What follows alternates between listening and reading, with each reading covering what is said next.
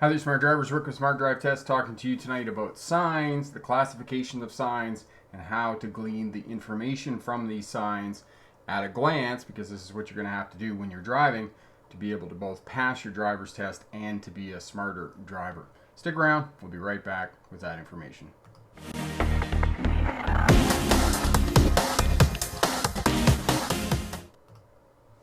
Hi there, Smart Drivers. Welcome back. Rick with Smart Drive Test talking to you tonight about road signs, how to glean information from those. And Jaden is here, Eric is here, Neptune is here, and if you're just tuning in, let us know where you're tuning in from. We do have some information about reopenings of DMV centers, what your driver's test is going to look like, rather. I'm going to answer the question for you of why your driver's test is going to be tougher than it would be if it was as per normal. But unfortunately, it's not going to be as per normal. It's going to be a shorter driver's test. It's going to be more intense, and you are going to have to be prepared for that. And I strongly suggest that you double down on the slow speed maneuvers to be prepared for your driver's test. So Joe is here. Hello, hot and sticky here in Ontario, Canada. And yes, unfortunately, my annual trip has been put off for going to Ontario. I so miss that. But I grew up in Ontario, so it never really gets hot anywhere else in the world in my mind. Carrie's here from Minnesota. Excited to drive up north soon to visit my in-laws over the 4th of July weekend. Yes, that is happening next weekend. And one of the things that I will do on the homepage of the channel here is I'll put on the video list for taking a driving trip so that you'll be safe. Katie's here as well. Jaden says he's cleaning up his apartment. He's moving next month. Excellent. That's great. That must be really exciting to move. So Eric asked me, how's my back? I'm medicated. I'm able to kind of function through the day, but I can't do what I used to be able to do, and I'm getting a little out of shape. Truly blessed. What do you mean? It depends on your location, because it definitely does mean truly blessed. It does determine my mouth is not working right now. Depends what state you're in. Okay, so for example, New York State hasn't opened up yet. They're not doing passenger vehicle. They're only doing CDL driving. California just opened up on Friday, so they're getting going here. North Carolina has waived the road test for learner drivers and moving them to the provisional license stage of their license without a driver's test. Governor Cooper just did that last week. That has been signed into law. And some of the places, Pennsylvania, who else? Georgia are doing closed circuit testing. So that means that your test is in a parking lot. You're not actually going out on the road. The examiner doesn't get in the vehicle with you. So that's what they're doing there. So you can see all of that. And I think I forgot to put the link down in the description for you, but I'll put that down there for you. Michael Thomas, happy birthday to Michael. Happy birthday to you. Happy birthday to you. There you go. Awesome. Congratulations, Michael. So are you qualifying to go for your driver's test then, Michael? That's great. Twins is here. Hello. Wasabi, this man is great. I appreciate that. Colin is here. Greetings from Toronto. My road test might be having me backing in the alley. Truly blessed. And on that note, truly blessed, actually that's not a bad thing. And actually that's a really good thing to learn how to reverse is for all of you who are getting ready to take your driver's test, backing in an alley, straight line backing is a really good way to learn mastery of the primary controls, learn how to operate the car when you're kind of twisted around. You got one hand on the steering wheel. So, that's what you can do, okay? And excellent. And blessed, you're in Chicago. So Monday I will see about the learner's test, okay? And the other thing that we've heard about Illinois, I don't have any confirmation from anyone at this juncture, but a couple of weeks ago somebody said to me that in Chicago they're doing a chase vehicle. So in other words, the examiner and another driver are sitting in a vehicle that's following you around on the test route, and you have to show up at the test center with another person in the vehicle. But I don't have confirmation of that. Nobody's actually said that to me yet. So if somebody's got confirmation of what's going on in Illinois, that would really help me out there. and help the other smart drivers out who live there as well. Twins, Easton, Maryland. I haven't heard anything about what's going on in Maryland. If any of the other smart drivers out there, either watching now or watching on the replay, if you could let me know what's going on in Maryland, that would be great. Okay, so Baz, New Jersey has not reopened yet. Okay, and the commissioner for the DMV, it's not called the DMV, it's called the MVC there, Motor Vehicle Commission. They're not waiving the test, and I would strongly encourage all of you right now, click the link below the video, go over and sign the petition. We're working on California to try and get them to move drivers into the provisional phase as well. There's another petition, I'll put that link up for you. A gentleman named Schneider has one for the state of New Jersey now, and we need to do that as well. Okay, so we need to get these petitions signed so we can move through the backlog, because you need to understand that there's an enormous backlog at these test centers that are now reopening that have been closed for 4 months.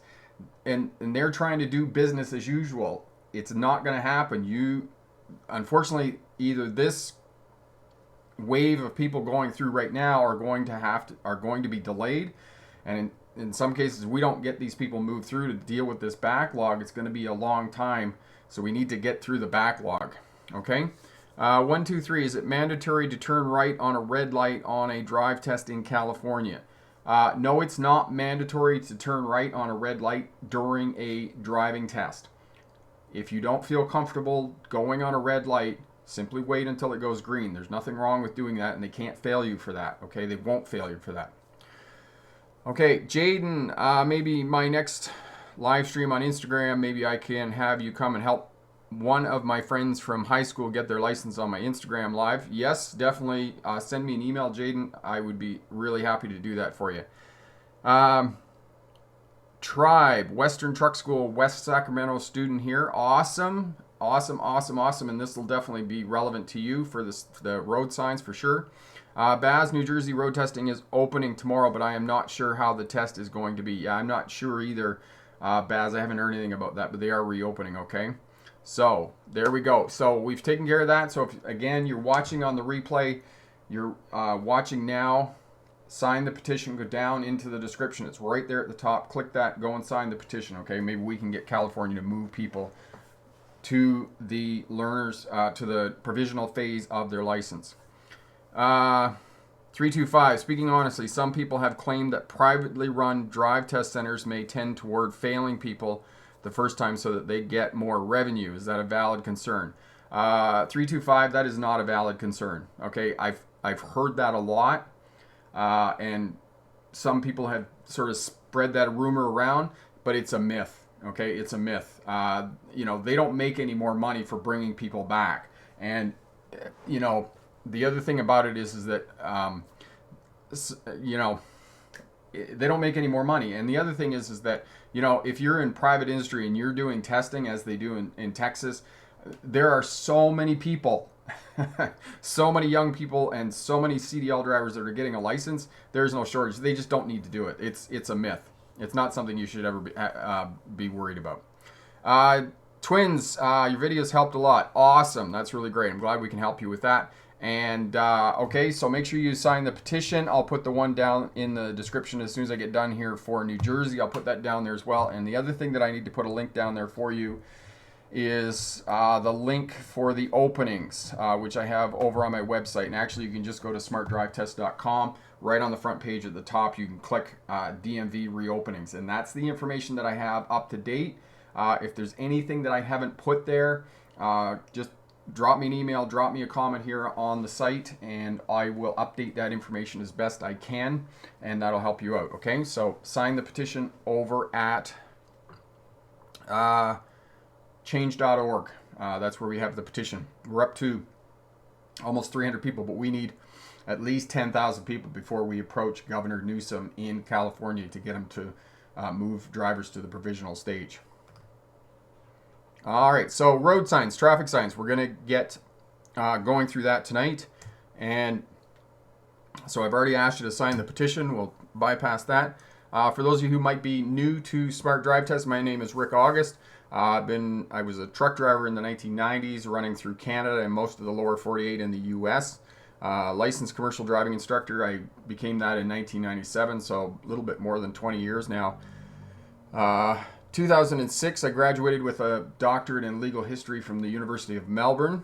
And for those of you who may or may not know, legal history is the study of policing, courts, and prisons. My expertise is in policing, oddly enough, as it relates to traffic. And while I was going to university, I drove buses for Greyhound. And again, if you go over to the Smart Drive Test website and scroll down, you can find my full autobiography there. It gives you quite a bit more detail about what I've done to get to where I'm at, and started the YouTube channel. And the YouTube channel just recently turned over 150,000 subscribers, which is just incredible in my mind. Just incredible. All right, so road signs convey information in three ways: the shape of the sign, the color of the sign, and the words or symbols thereon. So if it's a regulatory sign, for the most part, it's going to be rectangular. It's going to have a white background with black lettering or symbols thereon. If it's a cautionary sign, it's going to be diamond in shape. It's going to be yellow background with black lettering on it. Construction signs, black lettering with an orange background. So that's how traffic signs convey information. And there's approximately 8 classes of traffic signs: regulatory signs, school signs, cautionary or warning signs, lane control signs, so directing traffic to be in a particular lane, and then object marker signs. And I'll tell you a story about object marker signs, and how previously I really hadn't recognized object marker signs along the roadways, but these are probably the most prolific signs along roadways, and they're everywhere. They simply mark fixed objects that you could potentially collide with, and they're the yellow rectangular ones, and they have the hash marks going this way, or they have a chevron on them, and they tell you to pass left or right. And so some years ago, in the late 1990s, before I became a driving instructor, in the province of Ontario, Canada, you have to get a school bus license, and a school bus license is a separate license. And part of getting your school bus license in the province of Ontario, you had to take a defensive driving course. And I thought, well, how tough can that be? And I'd been a truck driver for 5 years at that juncture, and I thought, well, there isn't really much they're going to be able to teach me. And so we go to Fanshawe College, which is different, a little bit different in Canada. In the United States, you call colleges universities. Here in Canada, we have colleges and universities, and colleges tend to be trades training for the most part. So I went to Fanshawe College, and I'm sitting in the kind of tiered classroom, and this grumpy old driving instructor comes in and scribbles on the board, and he says, "Tell me the 4 signs that tell you of hazards on the roadway." And like everybody else, I was completely stumped. I had no idea what they were. And then he finally, after he had everybody kind of, "Oh, I'm smarter than you," he kind of, "These are them, and they're the 3 hazard obstruction signs, and the other one was construction signs." And he went on at length to tell us how many crashes people had in construction zones because they weren't paying attention to the signs and whatnot. So that's how I always remember object marker signs. And, now that I've mentioned them to you, they're on the end of bridge abutments, they're on concrete islands, traffic islands, roadways when the curb juts out, just abutments. They're absolutely everywhere, object marker signs. So have a look for those later on. And if you don't know what I'm talking about, are they on here? No, they're not on that one, but we'll find object marker signs. So most prolific signs on the roadways tells you to pass left or right, and this is the sign here. You can just see it kind of on that thumbnail there. Okay, important for large vehicles, and just type in object marker signs here on the channel, and you'll be able to find that road sign. Okay, regulatory signs: stop signs, railway crossing signs or railroad crossing signs, speed signs, and brake check signs. These are all regulatory signs as well. Yield signs are regulatory signs. These are signs that must be obeyed. If you don't obey these signs, you will fail your driving test. And as well, this one here, the rectangular one, white background, black border, the regulatory sign that has posted speed limits on it, or slower traffic, keep right, that's a regulatory sign. You can be dinged for that if you're driving in the left lane and insisting going slower than the traffic flow. So don't do that, please. Okay, cautionary signs. These are warning signs. Some of them are relevant, and as well, for those of you driving larger vehicles, you're driving a U-Haul, or you're driving a school bus, or you're driving a tractor trailer unit, 11 feet 8 inches. They're telling you how high the overhead obstruction is, the bridge or the overpass. And let me tell you, for those of you at CDL school getting your CDL license, 13 feet 6 inches, 4.15 meters. You must memorize those two numbers, because for CDL drivers, you now have to think in three-dimensional, right? You now have to think of how wide, how long, and how high. It's not like driving a passenger vehicle. You don't really care how high things are. You open up the front end of that van trailer and for the company you're working for, and you probably won't be working anymore. So memorize the numbers. If you're in the States, 13 feet 6 inches. If you're in Canada, 4.15 feet. Here, and the reason I say not so much for cautionary warning signs here, going around curves and the recommended speed limit, particularly on off ramps of freeways and whatnot. I've had people ask me this. And, you know, another story of students here in Vernon, where we teach here, you go out east on Highway 6 towards the Kootenays, and just as you get outside of town, outside of Vernon here, there's a couple of curves, and they have cautionary signs on them with speed limits underneath them, you know, recommended speed limits. And I had a student in the truck, and I was 3 or 4 lessons into the truck, and I said, come on, you got to get going. You got to get the truck going here. You're not going the speed limit. He's slowing down to the speed limit of the cautionary sign. And turns out later he complained to my boss that I was forcing him to speed. And no, you're not speeding. Those are not regulatory signs. They don't have to be obeyed, but they are there for your safety. And if you're driving in an area that you have never been in before, or a roadway that you haven't been on before, do stick to those speed limits, those warning cautionary speed limits, to a certain degree to keep yourself safe. All right. Larger vehicles, destination signs, overhead signs match the speed of the flow of traffic. Okay. So destination signs. What is a destination sign? There, you know, you're in Chicago and you're going east out of Detroit on the interstate, and you're heading west towards Chicago, and the destination sign will say Chicago 130 miles from here, right? That's a destination sign. And the reason you want to start paying attention to destination signs, especially if you're on longer road trips, as most of you in the States are coming up to the July 4th weekend, is because you want to plan your brakes. If it's 120 miles to your destination where you're going, you know it's approximately 2 hours, and it really is a good recommendation that you stop and pull over and take a break, because you know it's going to be another 2 hours before you get there. So you want to be well hydrated on your longer trips. You want to make sure that you take a break every couple of hours, so you are alert, you get the blood flowing through your body and those types of things, and sitting in the car and whatnot, okay? And it not when you have your license, but after you get your license, I advocate to you to match the flow of traffic on the highway. That will make you more predictable. That will keep you safer on the roadways, because you know that the traffic flow is usually about 5 miles an hour faster than the posted speed limit. Here in Canada, it's about 10 kilometers an hour faster. So stick with the traffic flow, and that will keep you safer and keep you predictable. But for those of you going for a driving test, posted speed limit. I cannot stress that enough. Posted speed limit. You know, resist the urge to keep up with the traffic flow on your driver's test. Lane usage signs, okay? Be sure you're in the correct lane for both a road test and when you're driving a larger vehicle. These are important, okay? They're usually overhead. They work in concert with the lane marking signs, or the lane markings on the road surface. So in the spring, they're going to be hard to see, so you're going to have to look up to find these. And these, again, are regulatory signs, okay? Do not deviate out of these lanes, because they'll have solid line markings in them, which means that you can't cross over lanes, all right? So know that. So, driving test and for large vehicles, pay attention to the lane usage signs.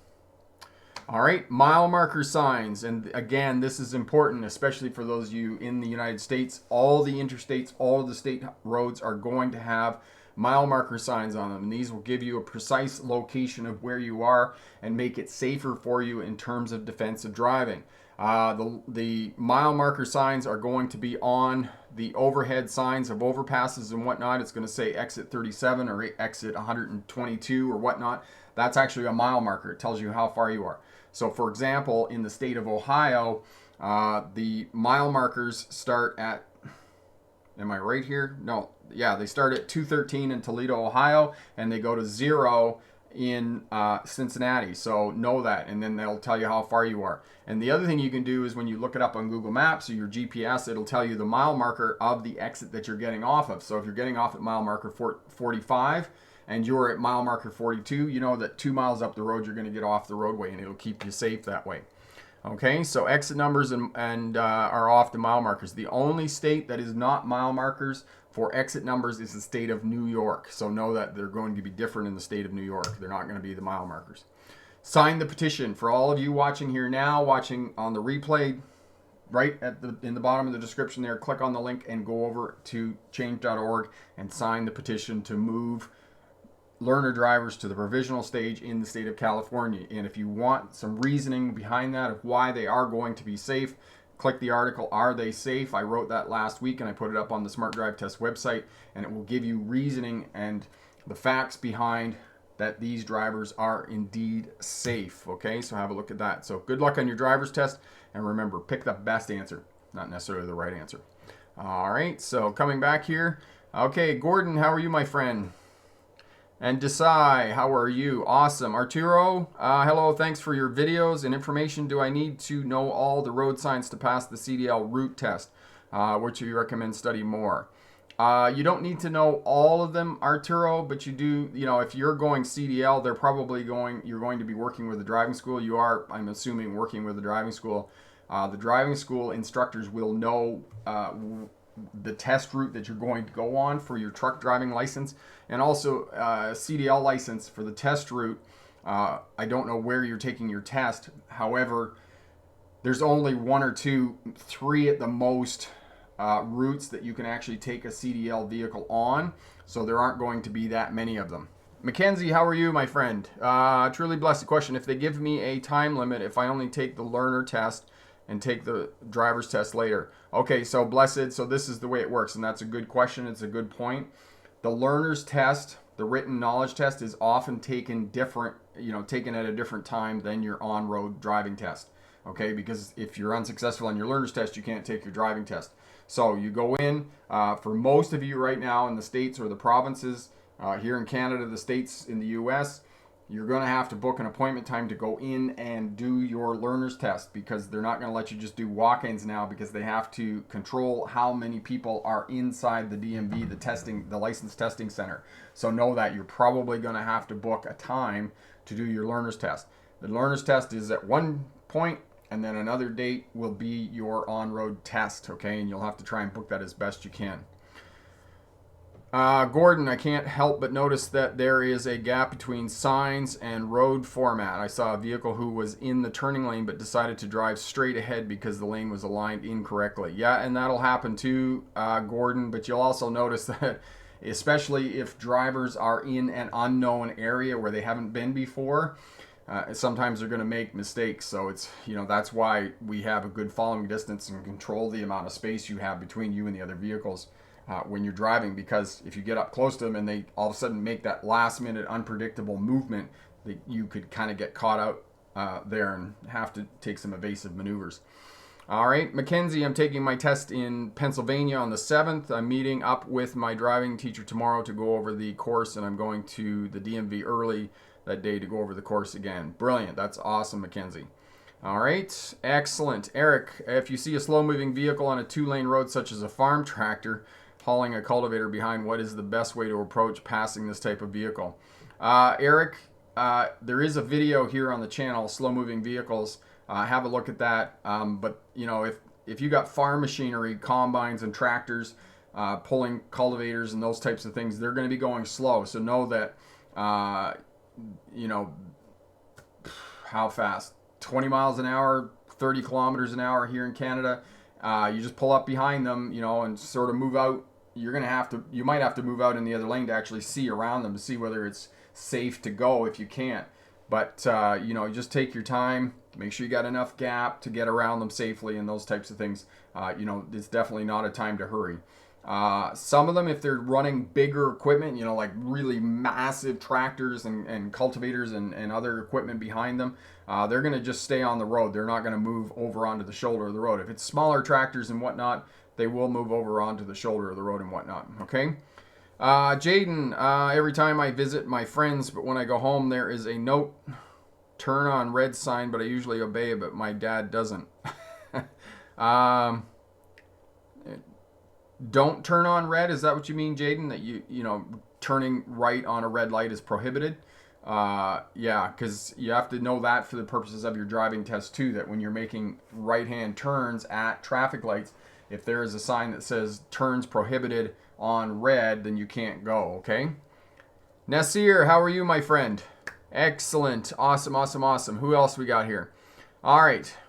The DMV will, Jonathan says the DMV will do in-person transactions starting July 6th, but you have to make a reservation to go inside a DMV first. Okay, so that's in the, is that in the, Jonathan, is that in the state of New York? Okay, excellent, excellent, excellent. Okay. Bag. Hi, Rick. Finally was able to get an appointment for G2 here in Thunder Bay, Ontario. Will it be modified road test? They haven't updated anything. I haven't heard anything about what's going on with the testing in Ontario at this juncture. And yes, contrary to popular belief of what some people think, Thunder Bay is still in Ontario. Me trying to be funny about Ontario, which is hilarious because a lot of people don't realize that from Toronto, Ontario, Canada to Thunder Bay, Ontario, Canada is the same distance as it is from Toronto, Ontario to Miami, Florida. That's how big the province of Ontario is. It's a huge province. So there we go. All right. So, Gordon, I recently realized the importance of looking over your shoulder. Just checking the side mirrors can be deceptive. Yes, it can, Gordon.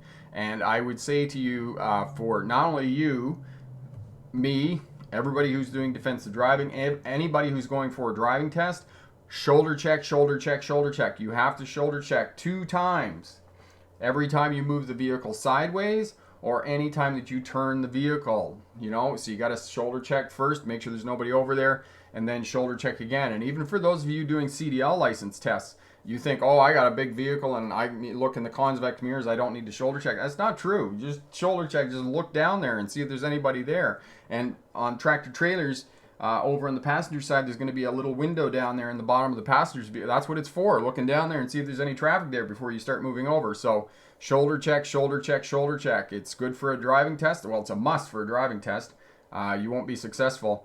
And then you know, keep it after you get your driver's license so that you're going to be safe. Okay, so you're going to be safe. Perfect. Lang, which is the best way of reversing, looking back or using your mirrors? Okay, Lang. Looking back through the back window, you have to do that for the purposes of a driver's test. Now, just tell me, are you going for a driver's test or are you asking me for after you got your license, okay? Nasir, how I know the speed limit of a road while I focus on the directions and the wheel. Okay, so excellent question about posted speed limits. Posted speed limits in both the United States and Canada inside the city are 30 miles an hour or 50 kilometers an hour unless otherwise posted. And out on highways, it's going to be 80 kilometers an hour or 50 miles an hour unless otherwise posted. That is going to be the speed limit. So if you don't see a speed sign for a while, that's the speed limit, okay? You're going to be safe going that speed if you don't see a speed, all right? Eric, thanks for your tips on driving near farming areas like North Dakota. Yes, and those are places where you're going to have lots of farm machinery. And, you know, places like Nebraska, Iowa, other places like that, you're going to have all kinds of farm machinery back on state roads and backcountry roads and those types of things, all right? Carrie, for making a right turn on a red, if the other traffic is turning left with a green turn arrow from single left lane onto a 2-lane street, is it okay or safe to make a right turn on a red? Okay, so they're turning. So I think what you're saying, Carrie, is that the left has the way to go and they're turning onto a multi-lane. So there's 2 lanes there. Yes, you can, but turn into the spaces between the vehicles in the left lane. So they're coming around. So there's 2 vehicles coming around. When you turn right, you don't want to turn in beside the other vehicle. You want to turn into the space at the back of it, okay? That's how you turn. Lang, you're going for a driving test. All right, so excellent. So reversing for the purposes of a driving test, You check your mirrors before you back up. You can check the backup camera if you have one in your vehicle, but you have to be looking out the back window for the duration of backing up. And again, do a 360-degree scan before you put the vehicle in motion. Make sure there's nobody around the vehicle. Put your hand over the back of the driver's seat, look out the back window, and for every vehicle length that you back up, stop the vehicle, do another 360-degree scan, check your backup camera, check your mirrors, and then continue on for another vehicle length. That's how you back up for the purposes of your driving test. Player, how to maintain safe driving distance on Highway 401 in Toronto during rush hour and also avoid tailgaters. Okay, player, you're probably not going to avoid tailgaters. That's just a matter of driving. If you do have tailgaters and you're not in the right-hand lane, move over to the right so that they can get around you and past you. All right? And what else do you do? And also the other thing you do, player, increase the amount of distance in the front of your vehicle for tailgaters, because if you increase the amount of distance in the front of your vehicle, it's going to give you more time to react, because the person who's tailgating you, essentially what they've done is they've given up their right to drive their vehicle. They're now hoping and praying that they can get that vehicle stopped in time when you stop your vehicle. That's basically what they're doing. So if you're tailgating somebody, you're not being very smart, because now you've given up your ability to control your vehicle successfully and potentially could get in a crash. All right. Gordon, have you ever hauled an oversized load? Gordon, I haven't hauled oversized per se. I have hauled some flat decks, not a great deal. The one experience that I had was for a period of time, I hauled 6-axle garbage trailers out of Toronto, which ran out 135,000 pounds. They were big trucks, but they weren't oversized. There was nothing oversized. But most of the time, I can tell you how it goes with oversized equipment. I mean, there's some stuff on Netflix and that you can watch of oversized loads. I mean, the loads are bigger. They have permits. You have to get a permit. That's up to the company. And those permits are very specific about what routes you go on, when you can drive on those routes, how much weight you got on the truck, where you have to stop, because a lot of these oversized vehicles, they're limited to certain roads because they may be over height, and they're limited to certain times. So if you're running heavy oversized loads, you have to have a pilot vehicle, and you can only run on certain roadways, and you'll probably have to run on those certain roadways like between 1 o'clock and 6 a.m. in the morning is when the load is going to move. But all of that will be specified on the permit when you pull the permit, because when the permit goes in to be processed, they're going to ask you all that information. How much does it weigh? How wide is it? How tall is it? What kind of truck do you have? And they'll tell you everything that needs to be done to be able to move that oversized load. Okay, Jaden. Hey, Rick. I'm not sure you're going to be on my Instagram live tonight, but if not, I'll probably do it tomorrow. Okay, so Jaden, just let me know, because I'm not familiar with Instagram, Jaden, so I wouldn't know how to get on there. Maybe tomorrow might be better, and then you could maybe send me an email or something, and we can sort it out. Okay. Now I want to talk about. I want to talk to the provisional driver's license people in the United States and here, and this is kind of me getting on my soapbox. All right. We can have some success, and there has been some success in Wisconsin and the state of North Carolina to deal with the backlog of driver's tests that these states have. They have moved drivers to the provisional stage of their license. Now, for those of you who may not know, the provisional stage of the GDL is the second part. Okay, so you've had a learner's for a year or forever how long your state requires you to have a learner's driver's license. You've had to have somebody in the vehicle over 25 years of age, and now you can go out and you can drive by yourself. All right? You can't have anybody in the vehicle under 20 years old. You can't drive at night. You can't have any electronic devices in the vehicle. You can't have any alcohol in your system, 0 blood alcohol. All right? So there's lots and lots of restrictions on provisional drivers. Don't screw it up. I'm going to say this to you. Please, please don't screw it up. Because if you screw it up, what's going to happen is that they're going to rescind this. the state of North Carolina, the state of Wisconsin, which have done this against a lot of people saying no, they shouldn't do this, have done this, and this. I'll just show this to you here. This is something that came across my Google alerts. Where the heck is that? Slideshow, PowerPoint. Oh, I can't find it. There it goes. Okay, so this is a news article that came across today. Okay, the crash, which occurred around 2:20 a.m. This is in San Diego, so it's in California. Wednesday on Carlsbad Village, killed Jack Monday, 16, and injured 7 other teens. There were 8 people in an SUV, and the driver had a provisional license. Okay, police. Driver 16 involved in fatal Carlsbad crash was on a provisional license. All right. I say to you, oh my God, this is just awful, awful fodder for all of the authorities in all of the other states that are going to say, look at this. This is exactly what they're saying, is that teen drivers are at risk of being involved in a crash and somebody got killed. And it wasn't even the driver that got killed, it was somebody else in the vehicle. I mean, imagine how awful that driver is going to feel for a very long time, that he killed somebody in the vehicle. So I am imploring to all of the provisional license people, all of the people who are in contact with teenagers who may become provisional licenses, that this has to be treated like drink driving. It has to be. If you and your friends are out and you're having fun and those types of things, and 6 people climb in an SUV, don't. Somebody in that group has to be the voice of reason and say, no, don't do this, because this is why this is a provision of the provisional license. This is a condition of the provision. You can't do this. You can't have those many people. Not only that, a lot of people, like there were 8 teenagers in the vehicle, and 3 or 4 of them weren't wearing seatbelts. The driver was inexperienced.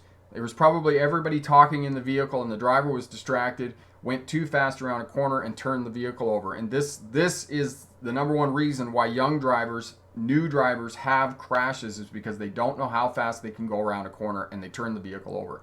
And it really saddens me, because unfortunately this is the very thing that authorities who are even considering moving drivers to the provisional license without a road test, this is the very thing. They just point their finger at that and they go, this is the reason, and they have all the reason that they need to deny moving young drivers, new drivers, to the provisional stage of their license with a road test. And if that happens, you are going to wait months and years for a driver's test. And I hope it doesn't happen.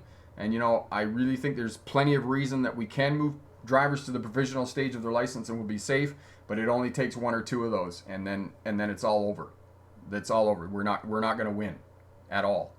So treat it like drink driving. If you and your friends get into a vehicle and that driver is not qualified to have that many passengers in the vehicle. And the other thing that I would really, really encourage you to do is to sign the contract for life. If you're out and you're drinking or you're smoking drugs or you're taking drugs or whatever, I don't care what it is, contract for life with your parents or somebody that you trust and care about, and it's a reciprocal agreement that you will come and pick them up, and no matter what time it is or wherever they are, and the same thing for them. They will come and pick you up, and whatever you've been doing or wherever you are, and there's no consequence. There's no going after the person after the fact. They were responsible enough that they picked you up. So there, I'm off my soapbox. Just help us all move this thing forward. Yeah, Joe, it's just it really saddened me. It was terrible, absolutely terrible. Yeah, it really was, Joe. And to think they had 8 kids in the car. And we live in a different time. I know that when I was a kid, I mean, we all drove around in the back of pickup trucks and those types of things. But we live in a different world now, and you just can't do that. Hall phase. California, we got about 300 signatures on the petition, but we need a lot more than that. So everybody here, if you could go over and sign the petition, if you can share it around on your social media platforms and get other people to sign it, that will really, really help us out. Really help us out. Okay, Caleb, I have a question. Would you take points off for not turning on a red light on a driver's test? Caleb, no. If you are not comfortable turning right on a red light on a driver's test, you don't have to. You can wait for it to go to green. You're perfectly within your rights of doing that. Okay, so don't go. If you're not comfortable, don't go. Just say out loud, I'm going to wait for the green light to turn right. All right. Mackenzie, I was driving in the. Okay, so I was the car in front of me was going the speed limit, but I had to go slower so I don't tailgate them. Okay, well, you just basically, yeah, exactly. You just have to back off and then just kind of control your space in front of your vehicle. Tim, Drive Smart BC. If you are a designated driver in the GLP, there is no exemption to the passenger limit. Okay, so that's what's happening with the GLP here in British Columbia. Is that right, Tim? So there's no limitation for the GLP in the province of British Columbia. That's good news. The other thing about the Carlsbad crash, they ruled out alcohol. None of the teens were drinking. It was just a matter of that there were 8 of them in an SUV. The driver was probably distracted, went too fast around a corner, and lack of experience just rolled the vehicle over because it was an SUV. And for all of you who are driving SUVs and pickup trucks and those types of things, know that they're going to have a higher center of gravity, which means that they're more prone to tipping over in curves and corners if you're going too fast. And again, this comes back to, I was talking earlier about cautionary signs on curves and corners. If you're driving an SUV, if you're driving a larger vehicle, a pickup truck or whatnot, pay attention to those signs and keep your speed around that cautionary speed limit, because that will keep you safe in an SUV or a larger pickup truck and whatnot. Glory, my road test is tomorrow. Excellent. Congratulations on that, and good luck with that, and drop back and let us know how you go. Hall phase, can someone put a link? 6 people in an SUV, sudden noises, physical aggression through laughing, egoism, encouragement. Yes, an explosive cocktail. And this is one of the reasons, Gordon, and for everybody else, this is why they limit the number of passengers for drivers in the novice phase or the provisional phase of their license, the stage 2 of the GDL, because they know that the more teenagers that are in a vehicle or the more people that are in a vehicle, it's distracting to the driver, and the driver, because the driver isn't experienced, doesn't have the experience to be able to tune all of that out and focus on the roadway, and that's why they do that. Okay, so Tim, common for a designated driver to think they can fill their vehicle when they cannot. All right, excellent. That's great information. Thank you so much, Tim. Nafel, has anyone done the modified driver's test? Yes, quite a number of people have done it. Nafel, where are you? Where are you located that you're doing your test? Julian, how to maintain a good speed on the main roads? Excellent question. Your scanning pattern ties in with your speed control, because for your scanning pattern, you're going to be looking far down the road.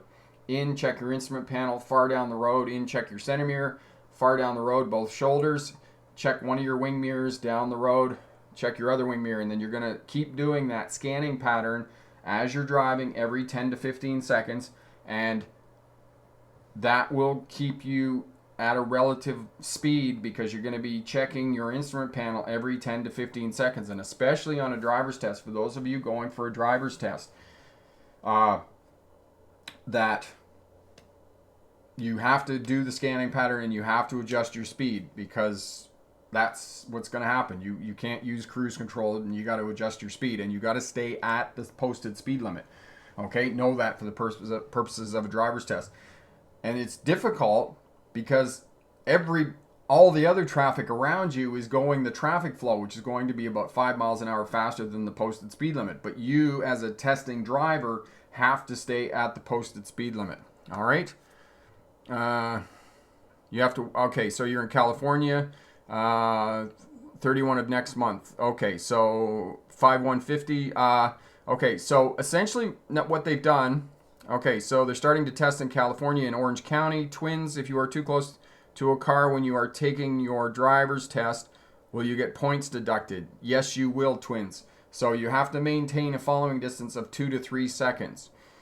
Okay, Epic, speaking of New Jersey, they're going to copy what other states that have road tests, which is a mask requirement and health screening questions to clear the backlog for canceled driver's tests.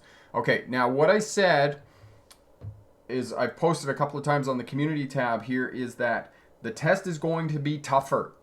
Okay? And I don't mean that they're going to make it harder, they're going to do different things. The test is going to be exactly the same. The reason that I say that the driving test, for those of you now taking tests in the States and in Canada, the reason I say that the driving test is going to be tougher is because it's a shorter duration. Okay? They're shortening the duration of the test to try and deal with the backlog at the testing centers. Because the test is shorter, you have very small room for error.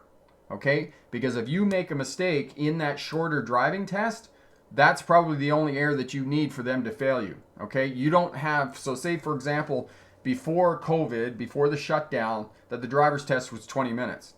Now it's going to be 10 minutes. And you aren't going to have the luxury and buffer of time to make a whole bunch of driving mistakes. So I need to impress upon you, for those of you who are taking your driver's test, you have to nail it in that 10 minutes. And the way that you're going to nail it, practice your 3-point turns, practice your your reverse stall parking, backing into a parking space, and parallel parking. Have those 3 slow speed maneuvers nailed down, and that way you're going to be successful on your driver's test. And what I'll do is I'll put the playlist down in the description there for you too. I'll just write myself a note here, and I'll put that playlist down in there for those of you watching on the replay. For all those watching right now, just come back and check in the description, and I'll put that down there for you, or go on the channel here and just type in COVID, and that playlist should come up for you. Okay?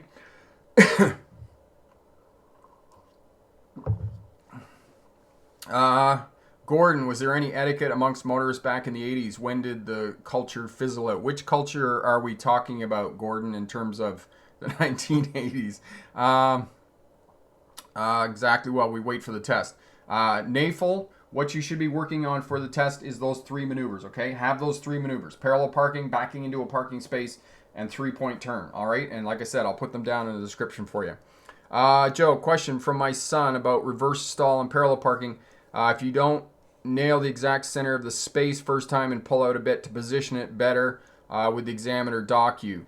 They're probably going to give you a couple of points, Joe, but as long as you're in between the lines, it's better to be out a little bit and kind of crooked in the space. As long as you're in the space, like, don't, tell your son not to get bent out of shape if he's a little bit crooked and he's not quite back in the space. Better to take a couple of points than try and move ahead and you hit a fixed object or hit the concrete barrier behind you, because most of these parking spaces will be against a concrete barrier. Don't hit the concrete barrier, because if a student hits the concrete barrier, automatic fail on a driver's test, okay? Better to be a couple of demerits than, working away to try and get it perfect. Okay, Julian, how can I keep a good distance? Okay, so 2 to 3 second following distance. So, excuse me. When the vehicle in front of you passes a fixed object, like a light standard, then you start counting. 1001, 1002, or, 6 hippopotami, 7 hippopotami.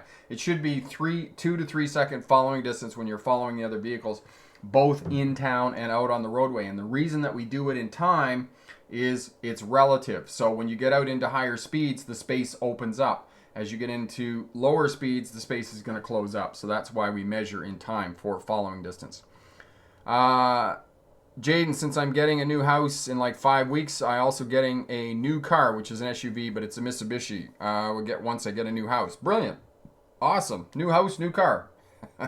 Excellent. Epic. Before COVID-19, does their closed course road test, some locations like Newark and Eatontown use a combination of closed and open road tests? For Randolph, it's a closed circuit test. Sign the petition. Excellent. Okay, awesome. Gordon, my parents said that there was more etiquette and courtesy amongst motorists in the 70s and 80s. Gordon, there might have been. But you have to realize there were a lot less vehicles on the road in the 70s and 80s. And, I'm old enough to remember when they brought seatbelt laws in the 70s, the absolute pushback against that law of wearing seatbelts in cars. I mean, now we don't even think about it. And the reason we don't think about it is because, like McDonald's advertising, where they advertise to the kids and the kids influence the parents and drag them into McDonald's, seatbelt use was exactly the same thing. So they brought in seatbelt laws in the 1970s. A generation of kids grew up wearing seatbelts in cars from the 70s to the 90s, and there was a reverse influence that kids now started saying to their parents, hey, you got to wear your seatbelt. And by the early 1990s, we now had an over 90% use of seatbelts because the kids were influencing the parents to say to them, wear your seatbelt. So that's what happened. But, you know, whether it was more congenial in the 19s, I'm not sure. I can tell you some crazy things that my parents did in cars when I was a kid. And, you know, we had a huge full-size Dodge van when I was a kid, and we used to drive up to the cottage every weekend. And, you know, there's no seatbelts in it. There was behind the passenger seat, my dad was a welder and welded up these 2 bucket seats that were on swivels. There was no seatbelts on them. There were 6 of us. There were 6 kids. And whoever, you know, was the biggest, toughest got the 2 swivel seats, and the other 4 sat in the back in the bed, you know. And it's, you know, that's, you know, just wasn't safe at all. All right. Milan, for us, it's reverse parking, 2-point turn. And I think pulling into a space, yep, they opened a few weeks ago, but going for an appointment, you have to wait weeks. Yeah, you do. They're just working through the backlog.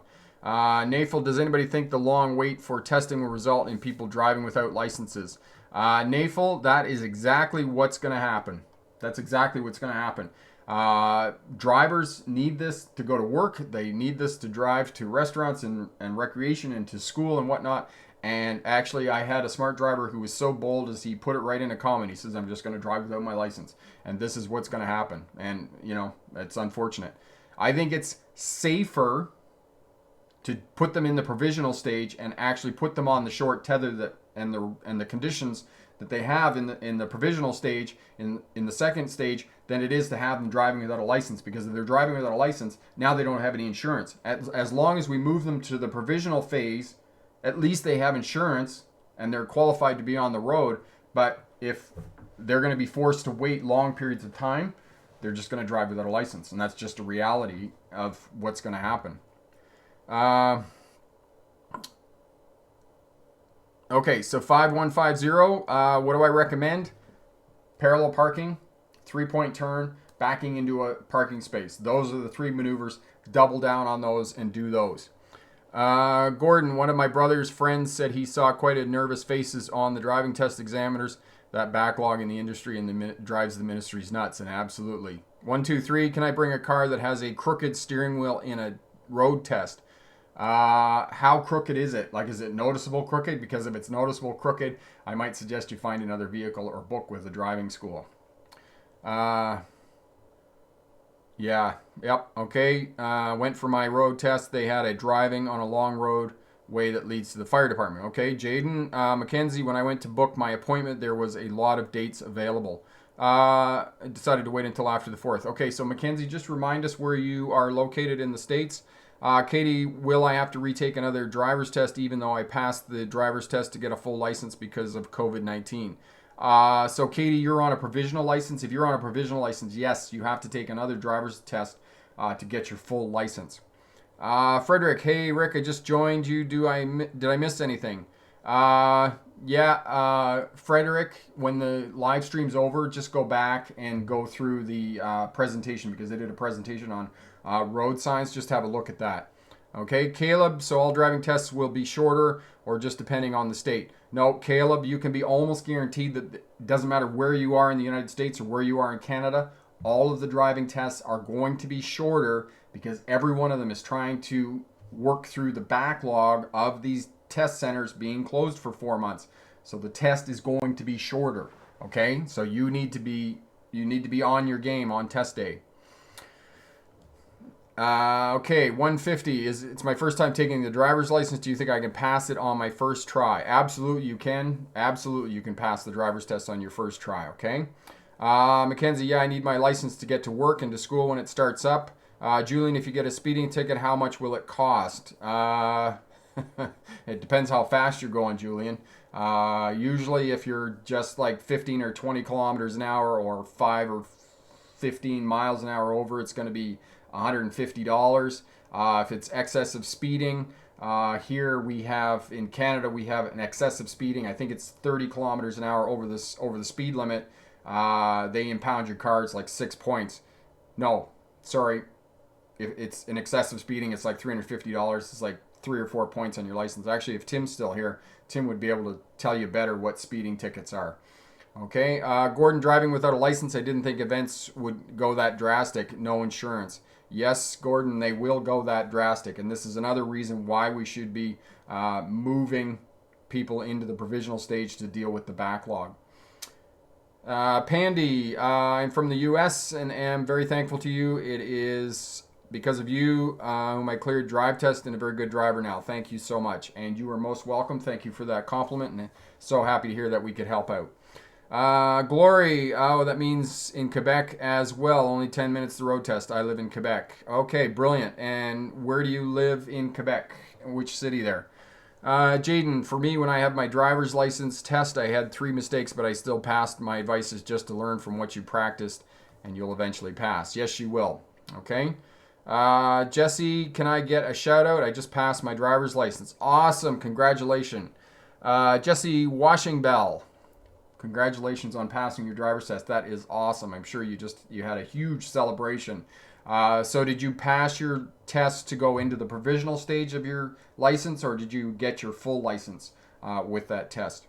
Epic Slow Speed Maneuvers video playlist is so helpful because they're hard stuff on the road test. Speaking of taking drivers directly onto provisional stage, some states don't require second test, only paper full. Okay, so there are some states I'm not understanding. So Epic, so they go through the provisional stage, they don't have to take another test to get their full license. They simply, as long as they've met all the conditions, they don't have any driving infractions or speeding tickets or anything like that, then they simply move them into a full license. Is that how that works? Gordon, in Burlington, the COVID lockdown is still in full flight. Do you think the response to COVID was exaggerated? I don't know, Gordon. There was another thing that came across the news today that Florida, Texas, and Arizona are now the COVID-19 epicenters of the United States. So it'll be interesting to see what happens because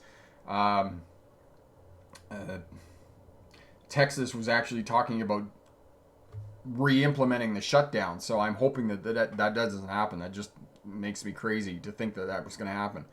Joe, Ontario people, drive test centers in Etobicoke, North York, and Scarborough had crazy lineups last Monday, but Newmarket only had 7 people waiting at 5:15 in that afternoon. Okay, so again, this is another thing that you can do for those of you working towards getting a driving test. If you can't get a driving test in one of the busier centers, you can go to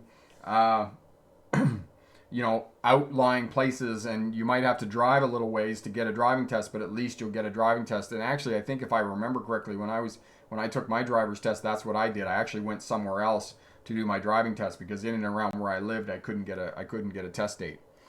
SLT, my driving test got rescheduled, so I took it yesterday and passed on my second time with 4 errors. Awesome, and congratulations on passing your driver's test. That is awesome. Infinity, if I fail my driver's test and PA says I can try again after a day, but is that assuming there is a time slot open, or am I guaranteed a second try? No, Infinity, that's going to depend on whether they have slots available for you to be able to do that. Yes, you can try, but my counsel to you is to be super ready for the first time.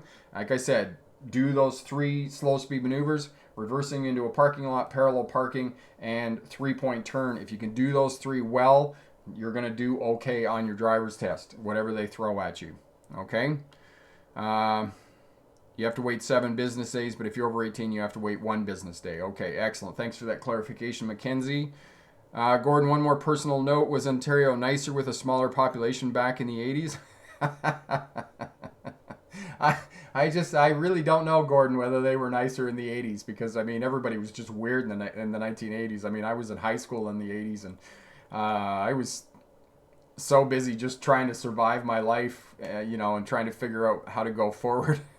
I don't know whether people were nicer, and I don't know whether the population was really that much smaller in Ontario. It's funny. Probably your parents have some good stories to tell. Epic. That's how it works in New Jersey and New York State. Once you meet the provisional license requirements for 1 year, then you go back into the New York and to get a paperwork for full license. Excellent. Okay, there you go. So Epic. I didn't know that's what they did. And this is the crazy thing about driver's license. Oh my God, it's like here in Canada, it's different from province to province, and in the States, it's different from state to state to state, and they're all doing something different with the driver's test. And, you know, trying to help you guys out and try and keep you informed of what's going on in different states with the DMVs and those types of things. It has just been a lot of work trying to keep up with all this and help you out as best I can here and get you going.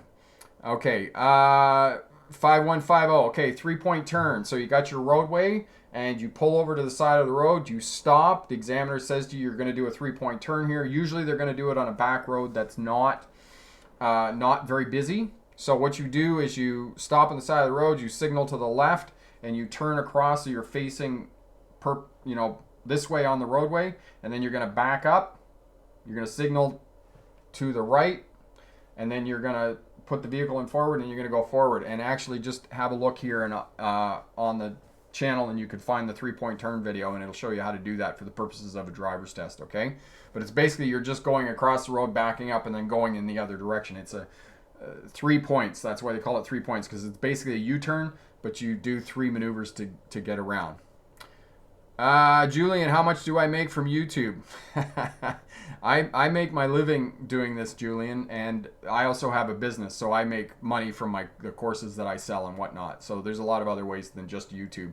Think of YouTube as kind of like the center around which my business revolves, and I make money. YouTube gives me a bit of money, but that's not where the real money actually is in terms of having a business online. Think of YouTube like free advertising. But as one of the persons said last week, I was watching another video on yet how to improve YouTube. Make sure that you're very passionate about what you do, because the work is going to get hard after a while. Joe, as I recall, roads in Ontario in the 1980s were much less safe than they are today. That is very true, Joe.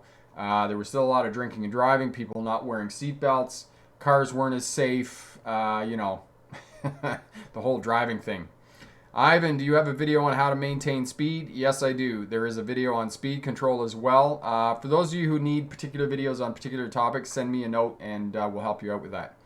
Jaden, hey Rick, maybe the live stream tomorrow. I think it will probably start at 10 a.m. Okay, so that's 10 a.m. Eastern Standard Time, Jaden, because if that's standard EST, for me, that is going to be 7 a.m. Okay, and I'd have to get up early.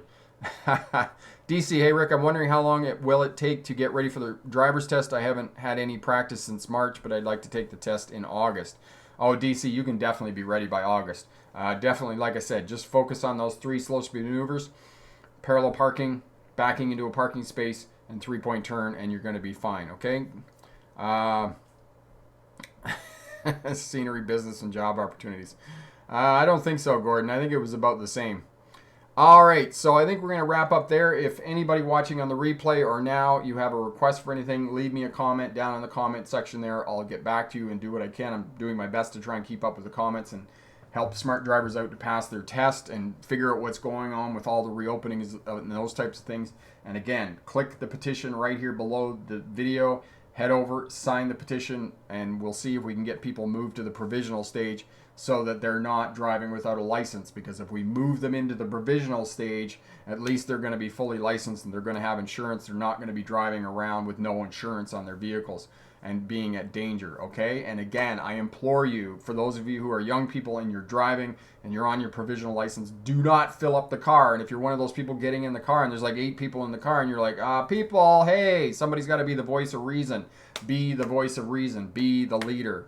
All right, so I'll do the best I can to answer all the comments and help you out all I can to get you going. Just drop me a note and I'll do what I can. So good luck on your driver's test, and remember, pick the best answer, not necessarily the right answer. Have a great night. Bye now.